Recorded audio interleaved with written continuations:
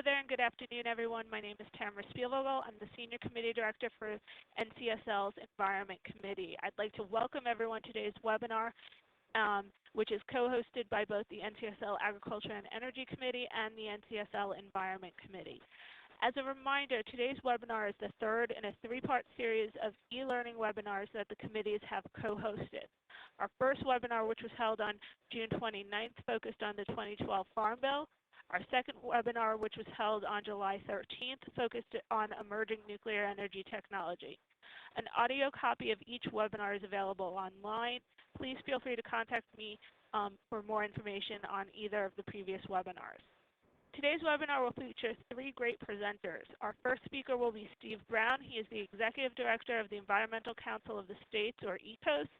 He joined ECOS in September 1996 after having assisted in its creation in 1993.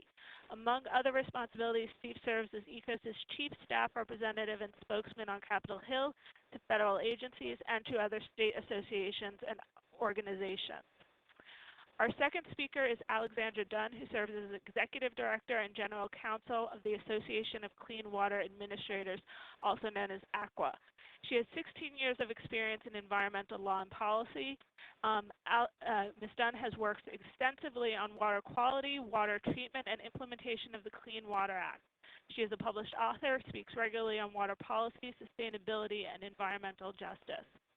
Our final speaker is Michael Livermore, Executive Director of the Institute of Policy Integrity and Adjunct Professor of Law at New York University School of Law. He is a contributing author to the recent report, The Regulatory Red Herring, The Role of Job Impact Analysis in Environmental Policy Debates. As a reminder, we will hold questions and answer sessions at 2 points during the webinar, first after our first two speakers and then again after our final speaker. If you have a question to submit, please use the chat button in the lower right part of your screen to submit a question ahead of time. And with that, the floor is yours, Steve, and there you go. Okay, well, hello everyone, and my pleasure for being here. At this point, you should be looking at my first slide, which is sort of the summary of what I'm talking about. And I'll just move right on into it. So I'm going to provide you an overview of sort of where we are and walk you through these charts and explain them as we go. What you're looking at here are the number of new rules that have come to states in the past few years. And there's two colors because there's kind of really two sorts of rules that we get. There are rules with a relatively minor impact or even no impact for state governments. And then there are rules with a substantive state impact to either state governments, local governments, or businesses. And so you can see from this that we get somewhere in the neighborhood of 28 new rules a year, 25 new rules a year, and the severity of their impact has been increasing in recent years, although it did begin to increase already before the Obama administration. This is not a list of all the rules EPA promulgates in a year. That would be a much larger list. But I think it's safe to say that any rule that EPA promulgates that you would have heard about from your constituents or read about in the paper is probably on this list. Now, this is the same chart, but with an additional thing added. The green bars is federal funding to states for categorical grants. Categorical grants is a part of EPA's budget that's roughly $1 billion a year that comes to the state agencies, primarily the environmental agency, in order to assist it in implementing these rules. You'll see from this chart that in 08 there was a significant decline. In 09 it kind of made up for that decline, but it's been a decline since then. And if we were to put 2013 on there, which we really can't do because there is no budget yet, but the House version would be a similar decline to what you see here. Now, what you should see from this chart is under the what is wrong with this picture category is simply this. we are getting more federal rules to implement and less money to implement them. And when that happens, states, governments have to pick up the tab for the implementation of those rules because the bulk of these rules are delegated to the states and to your state environmental agencies to implement.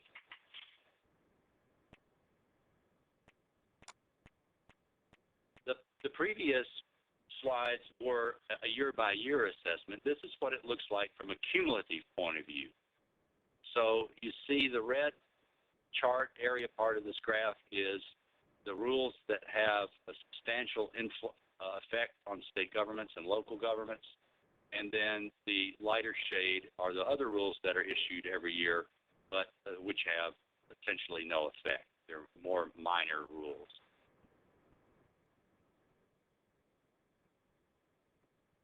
And now we're looking at, again, this is the cumulative effect. And this rather graphically startling graph shows you the combinations of new rules and declines in federal funding. So that's what we're looking at here. We're seeing, let's see, I think I can point with the pointer. Yeah, here we go. Right here is the area of decline, and this is 2012. That's where we are. And we're seeing this much decline in the budget, cumulative over time, and then this much increase in the number of rules from one year to the next. And obviously, this is not a sustainable picture. If this were to continue on these trends, we would be in a real pickle in a few years. So, for some reason, the conclusions thing there didn't quite work, but that's all right. I'm going to wrap up here and say that the number of the federal rules with a substantive impact on states continues to steadily rise. The federal financial support is declining, and that means the states have got to pick up the tab for the differences to implement those rules. And that when we also have decreases in state budgeting support for environmental protection, and that is true in nearly every state, then the problem just gets worse. There is a list of all the rules that is in a separate Excel spreadsheet that I understand was made available to you, and you can see the actual names of the rules. One last thing I'm often asked is, well, does DECOS oppose these rules? Occasionally we oppose a rule, but it's pretty rare for us to oppose the rules that are promulgated. Our discussion with EPA is more along the lines of how do we actually have the implementation of these rules in a situation where there's insufficient funding to implement them. And is that really a very transparent activity to undertake with the public? So I will stop there and turn it over if I can remember how to do that. I think I just right-click the next. Okay. Yep, you did it just right, Steve. All right. Well, hi, everyone. I'm Alex Dunn, and really glad to be with you and give you a little picture of myself so you can imagine who's talking at you, to you right now. Tamara had asked me to talk in a bit more detail about some of the water regulations and water projects that EPA is working on right now and how they impact states. So I'm going to breeze through a lot of information. There's much more on these slides than I will cover, and I'll try and let you know when I'm skipping a slide. But really, the slides are more for your reference. I'll be talking at a much more abbreviated way. You know, certainly there's some good information out there. EPA has spent a lot of time over the past year or so trying to convey the value of water, and they've done things like surveys that you see here. They are in the fall holding a workshop on the value of water. They're really trying to, and maybe this is relevant to Steve's, reference to the increasing regulations. They're trying to sort of connect the dots. The reason we need more regulations is because people care about water, air, waste, et cetera, spending a lot of time on making the case for clean water. it's certainly something that resonates with the American public. People connect very strongly with their water bodies. Here's a brief list of the things that I'll fly over today. So one thing, when I said that people really care a lot about their water bodies, it's important to note that by the standard set by the Clean Water Act, a very high bar, that water should be restored and achieve their physical, biological intent. Many water bodies in the U.S. today are not meeting their Clean Water Act goals. When we say impaired, that means they're not meeting a particular use that the state has designated as an appropriate use for that water body, whether it be swimming, primary contact recreation, boating, secondary contact recreation, fishing, temperature, you name it, bacteria, every part of the water in the U.S. is somehow indicated for a particular use, and slides like this are used to show that we're still not there as a nation. We are still not meeting our water quality goals, and so while people care a lot about water, they have the perception that the water is not getting better. One of the main areas that EPA is spending a lot of time on right now is nutrients. And I know we have folks from different states on the line. Nutrients is a fairly universal problem across the country. It is a challenge for us right now because nutrients are not like the other kinds of pollutants that we're used to dealing with in the water pollution arena.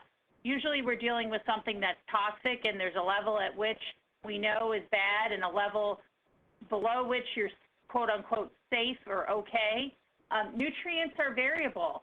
There are many water bodies that can adapt to what would be deemed perhaps excessive levels of nutrients, and the biology continues to work just fine and function.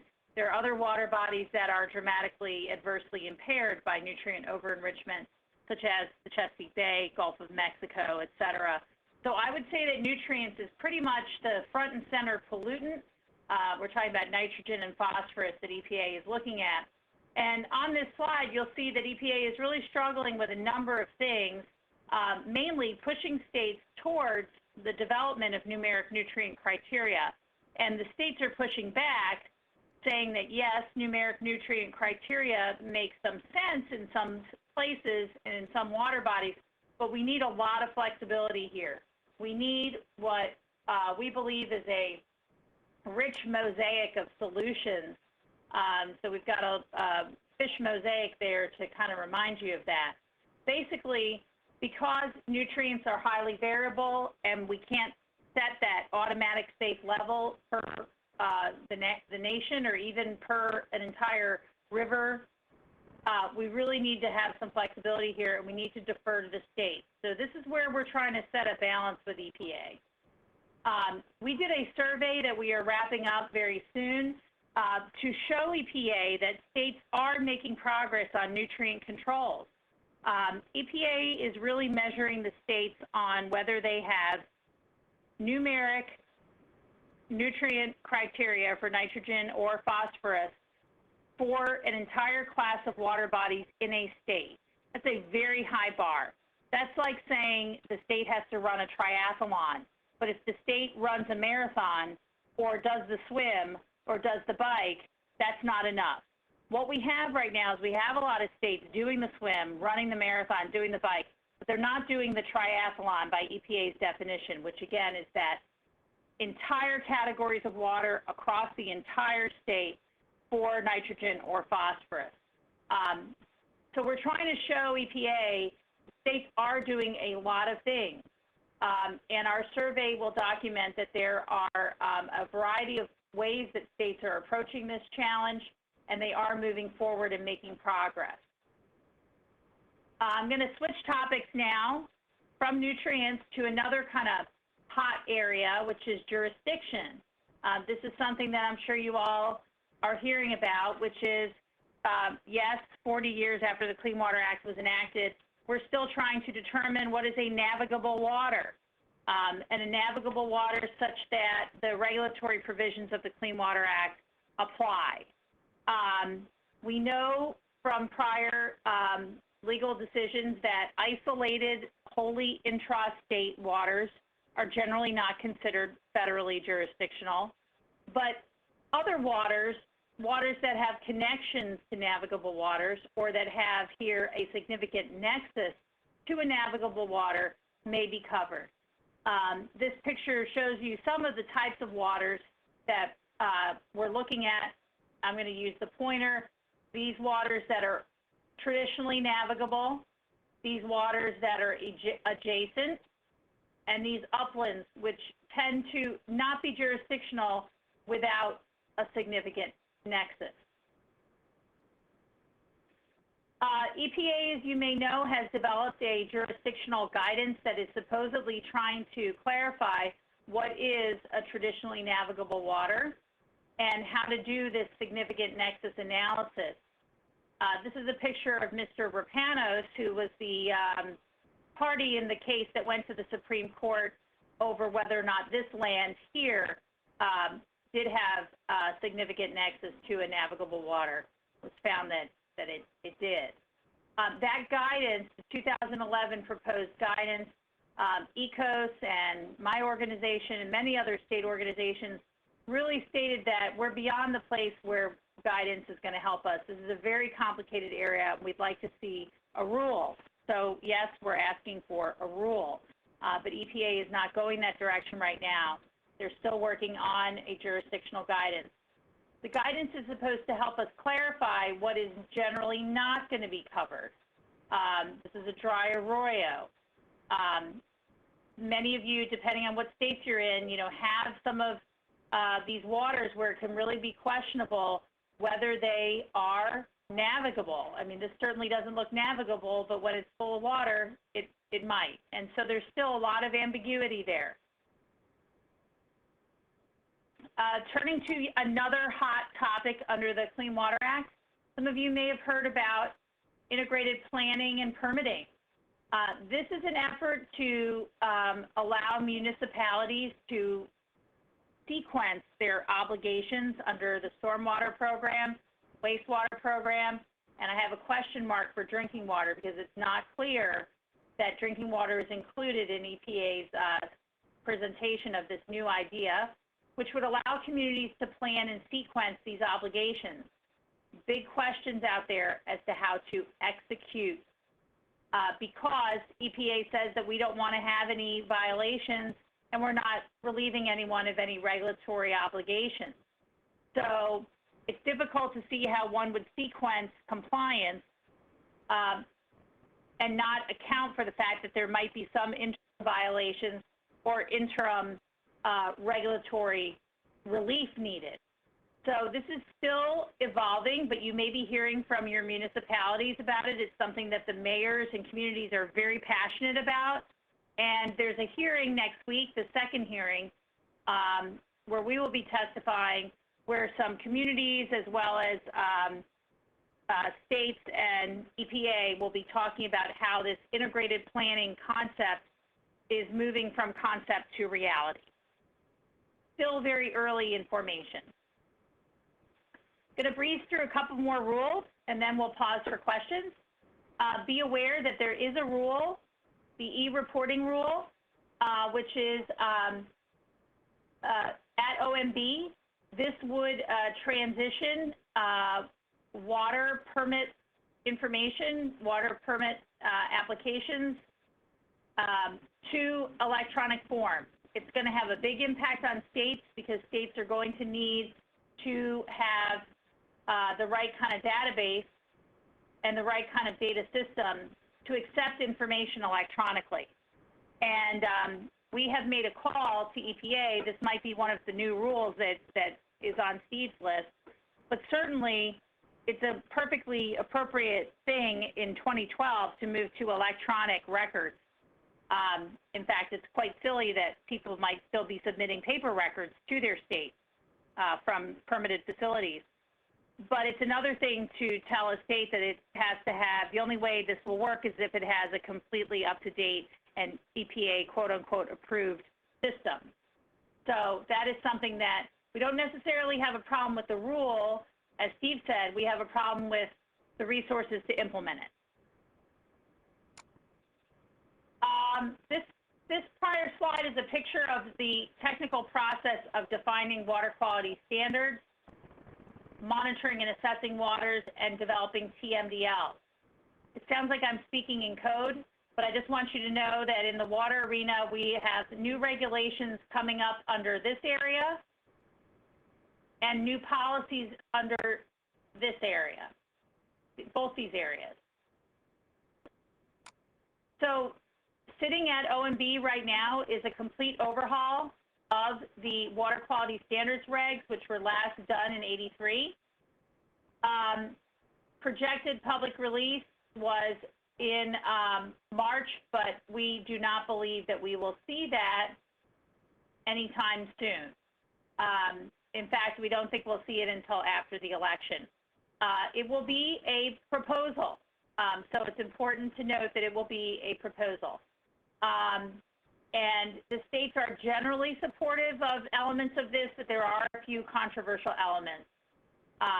And so when it comes out, we'll have things to talk about with the agency for sure. Also, something stuck at EPA is this new rule for swimming, beaches. EPA proposed new regulations, new criteria, and in December, but they also are at OMB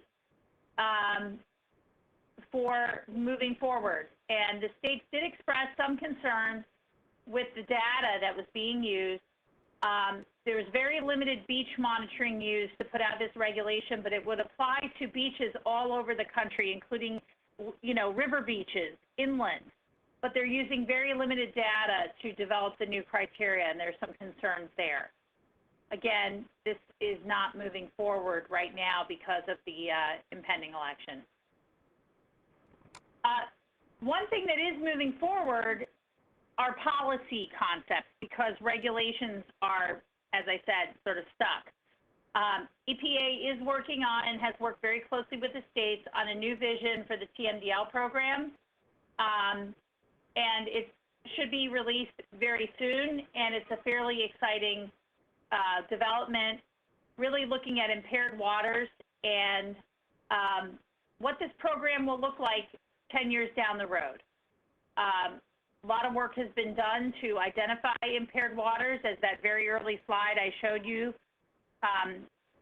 demonstrated that we have many, many impaired segments.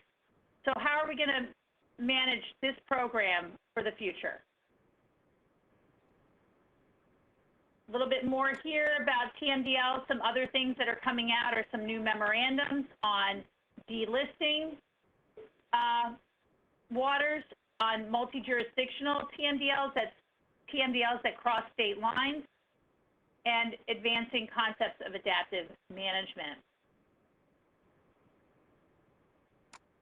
Watershed TMDLs, like the Chesapeake Bay, are getting a lot of attention as well. And then I'm just going to close out by saying that water quantity is certainly a real issue for states. We know that states are facing water shortages. Recent statistics shows at least 36 states will face major shortages in the next 5 years. And so while EPA does not have a laundry list of initiatives surrounding water quantity, it's certainly a very, very important area that will be hitting home in many, many states. I'm just going to conclude by saying, as Steve did, that the money is going down. This slide shows you the Clean Water SRF, the Drinking Water SRF, the STAG program, which is the operating funds, and 319, which is the agricultural program for non-point. You see a big jump here in 2010. That was the ERA program. But after that, what you see is, a decline. And so I concur with Steve that states are really not seeing a lot of support for their programs, and that's of great concern. The most costly program in EPA's budget is the Clean Water SRF, the State Revolving Fund, and because of that, there are a number of ideas that are being tossed around, like these. The Water Trust Fund, the Infrastructure Bank, something called the WIFIA, which would be loans from the Treasury, to fund water infrastructure. I would say that none of these ideas are, making it to the finish line right now, but there's sporadic, intense discussion about what to do with this SRF because of the size of its amount as relative to EPA's budget. And I'll conclude right there. Tamara, back to you. Thank you so much, Alex and Steve. I think we'll open up for questions. Please, if anyone has any, use the chat box in the lower right-hand portion of the screen. I'll start with a couple that we already have on hand. Steve, given the increasing number of regulations coming out of EPA, is there any focus on prioritization of implementation? I know Alex mentioned the integrated planning in water, but is there an ability or an interest at EPA to do that anywhere else?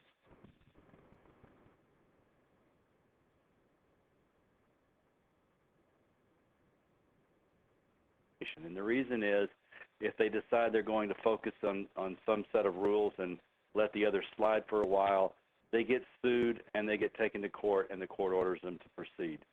So that's the problem that they've run into, I believe. I think, first of all, there tends to be the attitude that all environmental rules are incredibly important, and there's none that are less important than others. That's probably more among the staff than among the political appointments.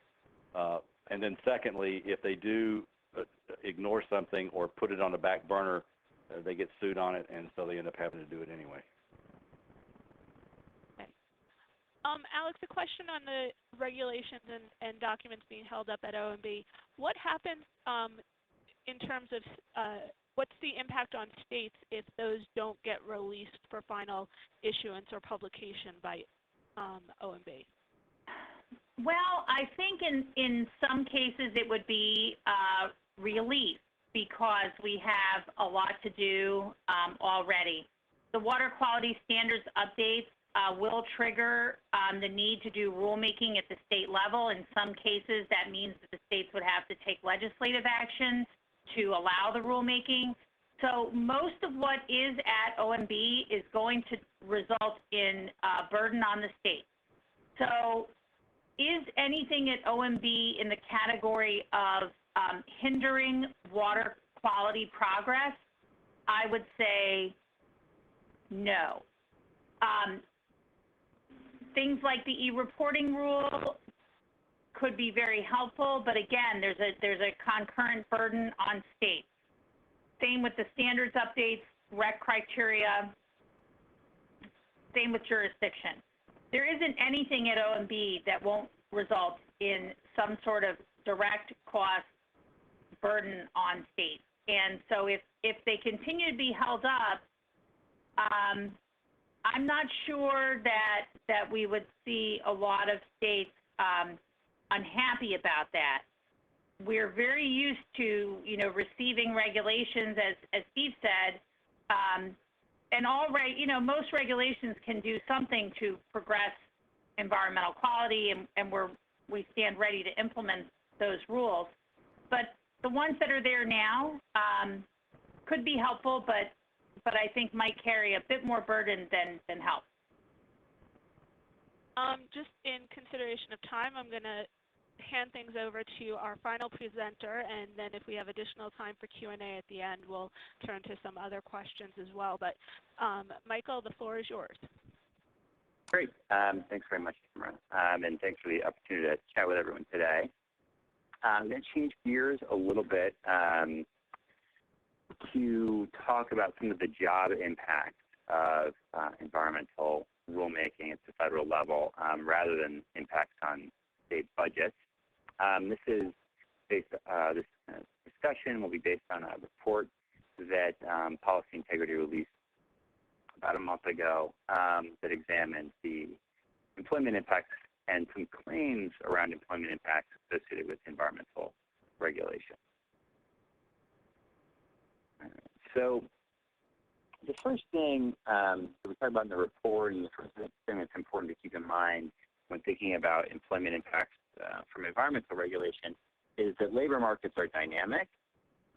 They shift, they respond to many factors that have nothing to do with environmental regulation. They respond to macroeconomic factors like interest rates and aggregate demand. They respond to changes in consumer preferences and innovation and technology. And in that entire picture, environmental regulation is an incredibly small part of the overall dynamicism of the U.S. economy. On the left-hand part of this slide, there's a picture that just references a famous kind of chestnut in economics referred to as the broken window fallacy. The broken window fallacy is nice because it demonstrates this idea that labor markets respond to different things, and they respond to stimuli kind of mostly by reallocating labor resources. So the idea here is if you break a window, is that good for the economy? Because the person that owns the window needs to hire someone to come replace the window, and that's a positive, that could be understood to be a positive thing for the economy. The reason that it's referred to as the broken window fallacy is that that's actually just a reallocation of resources. So the person who spends the money to have the window repaired otherwise would have been doing something else with that money. So they would have been spending it on shoes, they would have been spending it on dinner out or some other investment to improve their productivity. Or alternatively, they would have left it in a bank, and then the bank would have lended that money out to someone else for a business loan perhaps. And all of those expenditures, those consumer expenditures or the investment expenditures, would generate demand for labor somewhere else in the economy. So we wouldn't have a person fixing the window, we would have someone manufacturing shoes or starting a new business or something else with that money. And that's the basic idea behind the broken window fallacy. And it's something to keep in mind when looking at reports that try to make estimates about employment impacts, because in many ways they can fall prey to this very straightforward fallacy because it's so hard to model the total kind of dynamic response of the economy. On the right-hand part of this slide is just a little basic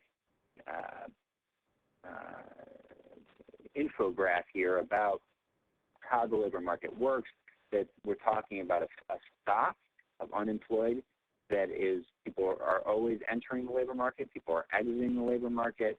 In toto, they're entering the pool of unemployed individuals and they're exiting the pool of unemployed individuals, mostly for reasons that are like good things, that people are looking for new jobs, or people graduate from college or graduate from high school, and those are all positive things. People find jobs, that they exit the workforce. But you have other issues, other kind of negative things, discouraged workers, people that are losing their jobs, and so on. And so there's a lot of dynamicism there that needs to be taken into account when thinking about employment impacts.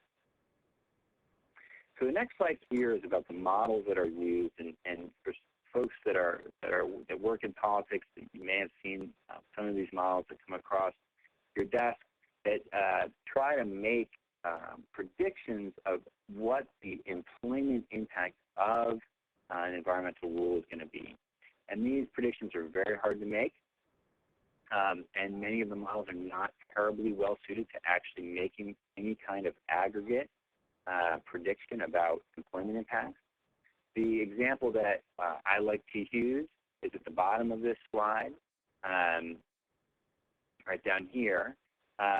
These were two analyses that were done basically of the same two rules. We're talking about a rule dealing with the interstate transport of air, pollutants, and a rule concerning mercury pollution. And the two analyses looked at slightly different versions of the rules, but not radically different versions of the rules.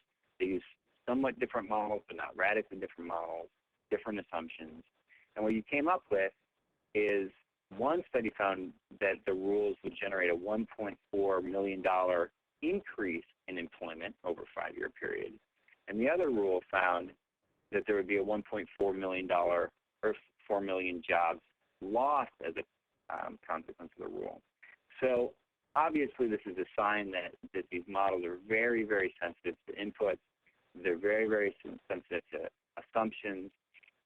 They're sensitive to the data that is input into the models.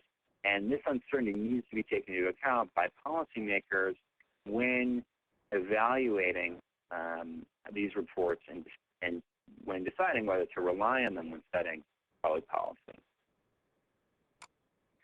So another thing that's important to keep in mind when evaluating employment impacts is the overall economic context of a rulemaking. So as I'm sure many folks here know, EPA and other agencies engage in very substantial regulatory impact analysis, cost-benefit analysis of their rules. And for many of the recent rules that we're talking about, many EPA rules, the benefits of the rules vastly exceed the cost. So we're talking in the case of the Mercury rule, the utility max rule here, benefits that swamp the cost sometimes on the order of 8 or 9 to 1. The transport rule, even greater, just really very high benefits compared to cost. And ultimately, if we go back to the past slide, you can see many, many hundreds of,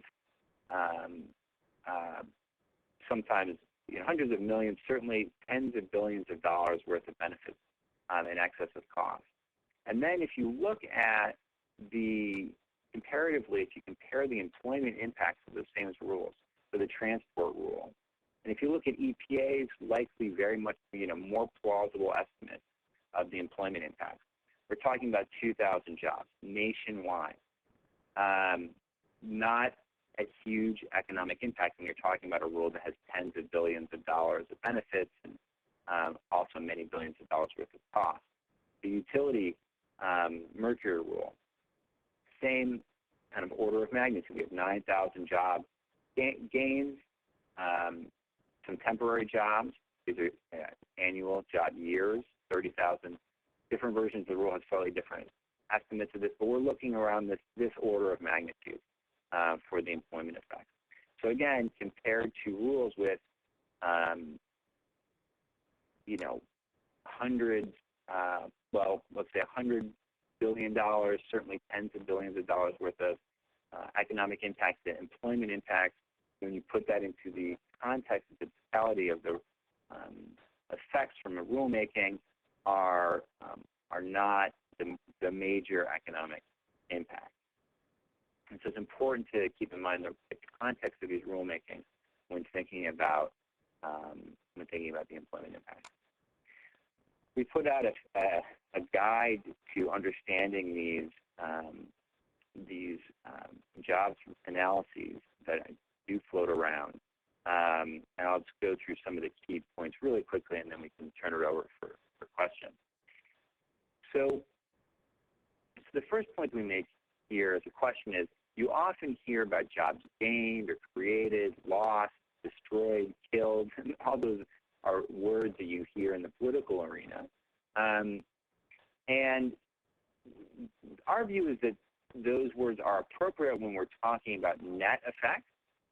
So when you look at the overall effects of the regulation, and you account for both hiring and layoffs, and if ultimately the net effect of a rule in your model shows that there will be less employment, that there will be fewer jobs, it's appropriate to refer to jobs killed or destroyed. And likewise, if your model shows net hiring, so net in excess of whatever layoffs would occur as part of the rule, then it's appropriate to talk about jobs gained or created.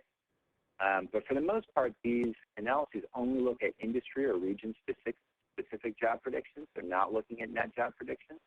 Much more appropriate to talk about hiring or layoff because they're not looking at offsetting impact.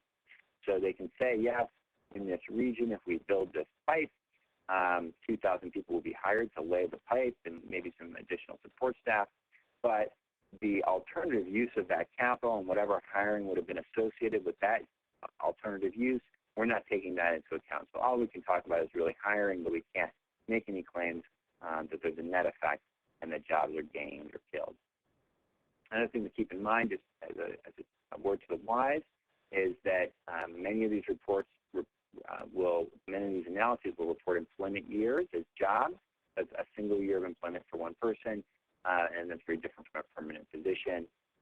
When layoffs are discussed, there's a big difference in terms of economic and psychological and many other impacts between a temporary layoff and a long-term layoff. Temporary layoffs are often offset.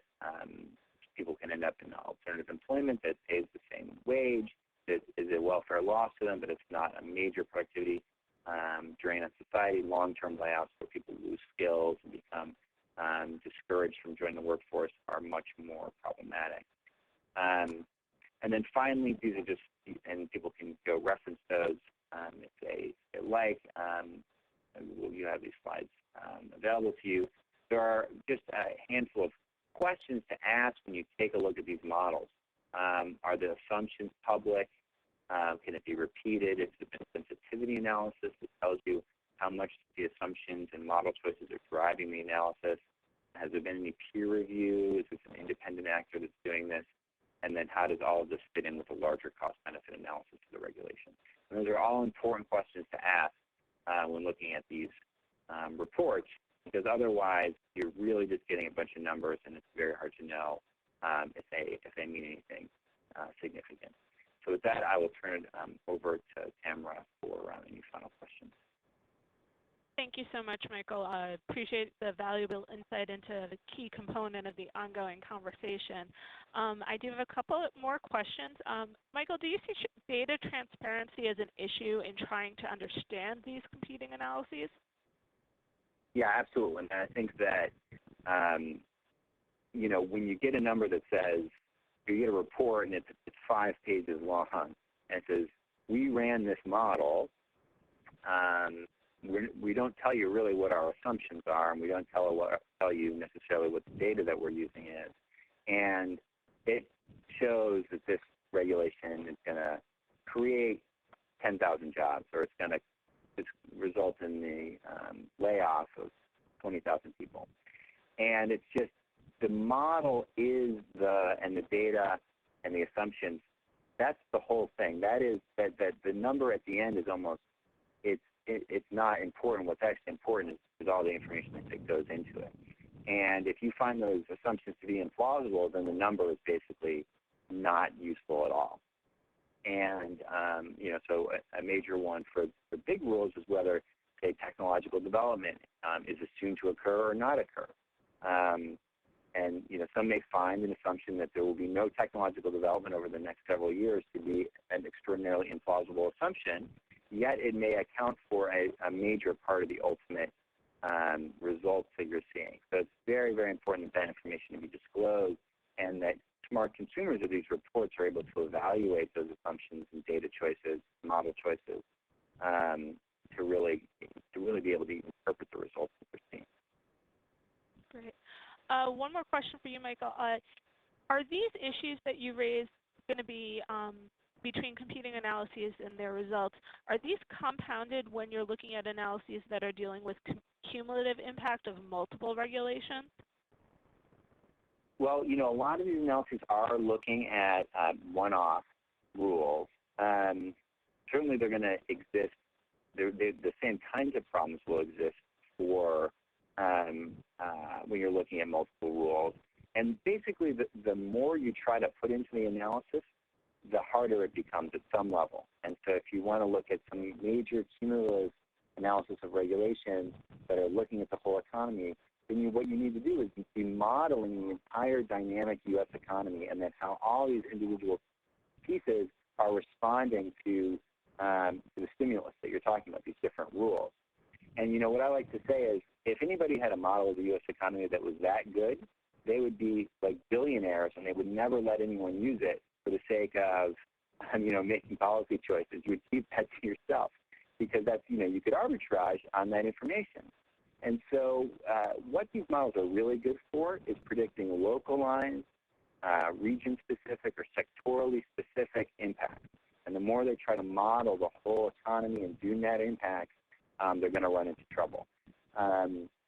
What I typically advise is if folks are interested in these kind of aggregate impacts, is that you look at other types of information, like the percentage reported of business expenditures that are spent for regulatory compliance. Or if there's a fall off in employment, if you ask business and you do genuine, valid, statistically useful surveys of business owners and ask them, what extent is it based on these, 1, 2, 3 causes? Is it aggregate? Is it a lack of consumer demand? Is it higher input expenses? Is it, regulatory compliance costs? What's going on? And so if you're interested in those broader pictures, I think other types of non-modeling approaches are likely to be to provide a more accurate picture. Great, thank you. I think we have time for one more question, and this one will be for either Steve, Alex, or both of you. Do you see the major push for regulatory reform in Congress as having a significant impact on state authority or implementation efforts with regards to these EPA programs? Tamara, that question was for me? You or Steve. Either one of you can take it. Can you rephrase it? I'm so sorry. No problem. The regulatory reform efforts in Congress, are those likely to have a significant impact on state authority or implementation of these EPA programs that we're dealing with? No, I don't think they will. I'll take a crack. At least most of the regulatory reform bills that have been introduced are very, very partisan, and we're not going to see them get through the Senate, which is greener in quotes, than the House right now. So I see most of them as making political statements that there's a very high level of frustration by some in Congress with EPA. But I don't see any major legislation curtailing EPA moving forward. There have been some hearings on the practice of sue and settle. There have been bills introduced to curtail EPA's objection authority to state activities under the Clean Water Act. But again, I don't see them moving forward. I see them as fairly highly partisan right now. Steve, anything to add? Steve, you may be on mute. Sorry, I was on mute.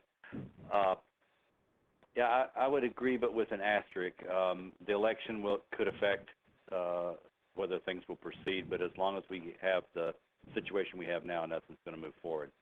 I would say one more thing, though, that I think is much more likely to occur, and that is the following. Right now, there are quite a few EPA rules that have been pulled to the side, quietly shelved, taken off the active list, and whether the president is reelected or not, all those rules are going to move forward as soon as the election is over. If the president loses, they'll move forward very quickly. If the president wins, they will move forward, but maybe not quite so quickly, and there will be more that follow them.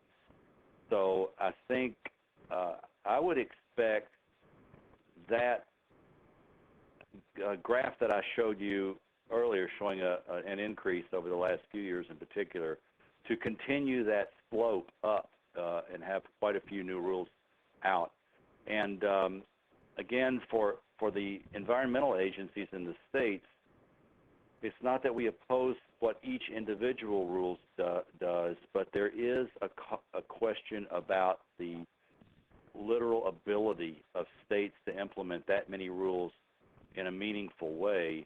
And if we don't implement them in a meaningful way, then we run into federalism issues with EPA, which are not pleasant to contemplate. Great, and with that, I'd like to, we'll conclude today's webinar on EPA regulations. I'd like to once again thank Steve Brown, Alex Dunn, and Michael Livermore for presenting today. For those of you who have joined us and would like to listen again, I will be posting a replay of the webinar early next week online. If you'd like me to email you a direct copy to that link, please email me at tamra.spielvogel@ncsl.org. Additionally, for those of you online that have not already done so, I'd highly encourage you to consider registering for NCSL's upcoming legislative summit, where NCSL's Agriculture and Energy Committee and NCSL's Environment Committee will be meeting to update both committees' policies, as well as to continue the conversation of looking at EPA regulations with a session focusing on Clean Air Act regulations. Again, thank you to everyone for joining us today, and have a great weekend. Thank you so much.